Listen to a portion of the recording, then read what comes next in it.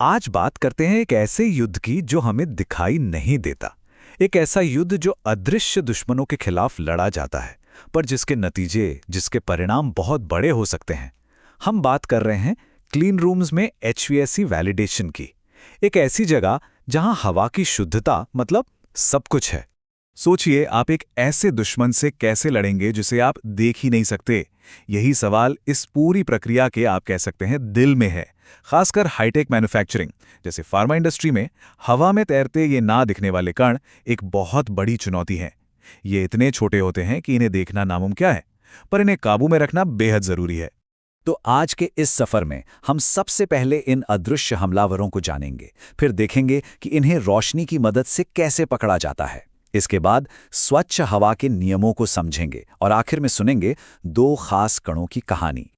चलिए तो शुरू करते हैं पहले हिस्से से। सबसे पहले ये समझना जरूरी है कि आखिर असली दुश्मन है कौन। ये हैं हवा में मौजूद छोटे छोटे कण जो किसी भी स्टेराइल मतलब एकदम रोगाणुहीन मैन्युफैक्चरिंग माहौल के लिए एक बहुत बड़ा खतरा है। सोचिए जरा, दांव पर कितना कुछ लगा है।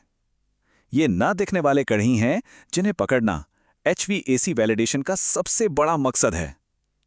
अगर इन्हें कंट्रोल नहीं किया गया तो एक छोटी सी चूक बहुत बड़े नुकसान की वजह बन सकती है। इससे सिर्फ पैसों का ही नुकसान नहीं होता, बल्कि मरीजों की सुरक्षा भी सीधे सीधे खतरे में पड़ जाती है। अच्छा, तो अब सवाल ये उठता है कि जो चीज़ दिखती ही नहीं, उसे गिना कैसे जाए? जवाब है टेक्नोलॉजी। चलिए समझते हैं कि हम उन कणों का पता कैसे लगाते हैं जो हमारी आंखों को नजर ही नहीं आते। इसके पीछे का जो विज्ञान है वो है लाइट स्कैटरिंग, यानी प्रकाश का बिखरना। असल में आज के जितने भी एयरबोर्न पार्टिकल काउंटर्स हैं वो सब इसी एक सिद्धांत पर काम करते हैं। तो ये पार्टिकल काउंटर आखिर देखता कैसे है? देखिए, प्रक्रिया बहुत सीधी है। सबसे पहले एक वैक्यूम पंप हवा का सैंपल अंदर खींचता है। फिर यह हवा एक तेज लेजर बीम के बीच से गुजरती है।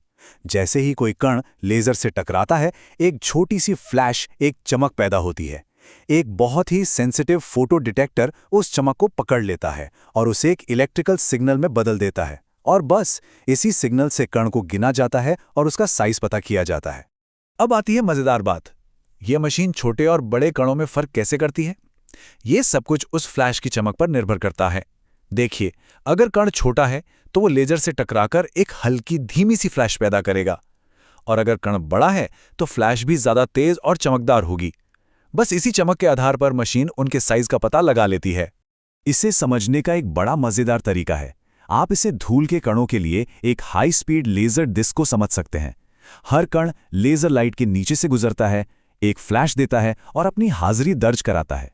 ठीक है, तो अब हम ये तो समझ गए कि इन कणों को गिना कैसे जाता है, पर अब सवाल ये है कि हम ये करते ही क्यों हैं? इसका जवाब है क्लीन रूम्स के लिए बनाए गए बेहद सख्त नियम और कानून। फार्मा मैन्युफैक्चरिंग में इन नियमों और मानकों को पूरा करने पर कोई समझौता हो ही नहीं सकता। ये नॉन नेगोशिएबल है। क्यों? क्योंकि यही मरीज की सुरक्षा की बुनियाद है। सीधी सी बात है, अगर हवा साफ नहीं तो दवा कभी सुरक्षित नहीं हो सकती। इसे समझने के लिए क्लीन रूम्स को अलग अलग ग्रेड्स में बांटा जाता है। जैसे ग्रेड ए सबसे जरूरी जोन होता है, जहां नियम सबसे ज्यादा सख्त होते हैं। इसके बाद आता है ग्रेड बी और फिर ग्रेड सी और डी, जहां नियम थोड़े कम सख्त हो जाते हैं। हर ग्रेड के लिए हवा में कितने कण हो सकते हैं, इसकी एक तय सीमा होती है। एक और जरूरी बात, आजकल के नियम सिर्फ ये नहीं कहते कि आप कभी कभी टेस्ट कर लें। नहीं, अब जोर एक पूरी रणनीति पर है जिसे कंटैमिनेशन कंट्रोल स्ट्रैटेजी या सीसीएस कहते हैं। इसका मतलब है ये साबित करना कि आपकी प्रक्रिया 24 घंटे 7 दिन नियंत्रण में है। सिर्फ टेस्ट पास करना काफी नहीं है। अब आते हैं कहानी के सबसे जरूरी हिस्से पर। यह कहानी है दो खास तरह के कणों की। वैलिडेशन में इन दो साइज के कणों पर ही सबसे ज्यादा ध्यान दिया जाता है, और हम समझेंगे कि 0.5 और 50 माइक्रोन इतने जरूरी क्यों हैं। चलिए सबसे पहले बात करते हैं 0.5 माइक्रोन वाले कण की। ये छोटा सा कण हमें सिस्टम के बारे में बहुत कुछ बताता है। इसे इंडिकेटर पार्टिकल भी कहते हैं। क्यों? क्योंकि हवा में ये सबसे आम साइज का कण होता है, और यही हेपा फिल्टर ठीक से काम कर रहा है या नहीं, इसका सबसे अच्छा संकेतक है। मतलब अगर 0.5 माइक्रोन वाले कणों की गिनती अचानक बढ़ने लगे तो ये एक चेतावनी है कि फिल्ट्रेशन सिस्टम में कोई गड़बड़ हो सकती है। और अब दूसरा खिलाड़ी 5.0 माइक्रोन का कण। ये एक अलग ही और कहीं ज्यादा बड़ा खतरा है। स्टेराइल मैन्युफैक्चरिंग में ये साइज मतलब डेंजर जोन। ये कण इतने भारी होते हैं कि अपने साथ बैक्टीरिया और फंगस जैसे माइक्रोबियल हिचहाइकर्स यानी बिन बुलाए मेहमानों को लेकर घूम सकते हैं।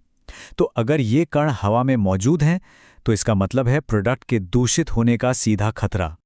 इसे याद रखने का सबसे अच्छा तरीका यह है कि 5.0 माइक्रोन के कण बैक्टीरिया और फंगस के लिए टैक्सी का काम करते हैं। ये एक जगह से दूसरी जगह गंदगी फैलाते हैं। एक अकेला 5.0 माइक्रोन का कण भी पूरे बैच को बर्बाद कर सकता है। तो सीधी सी बात है, 0.5 माइक्रोन हमें सिस्टम की सेहत बताता है, जबकि 5.0 माइक्रोन प्रोडक्ट पर सीधे खतरे का निशान है। तो आखिर में एक सवाल छोड़ जाते हैं, अगर हवा की क्वालिटी प्रोडक्ट की सुरक्षा की नींव है तो सोचिए इंजीनियरिंग की दुनिया में और कौन सी ऐसी अदृश्य ताकतें हैं जो सब कुछ तय करती हैं। कौन से ऐसे छुपे हुए सिद्धांत हैं जो हमारी बनाई हुई दुनिया को आकार देते हैं। इस पर जरूर सोचिएगा।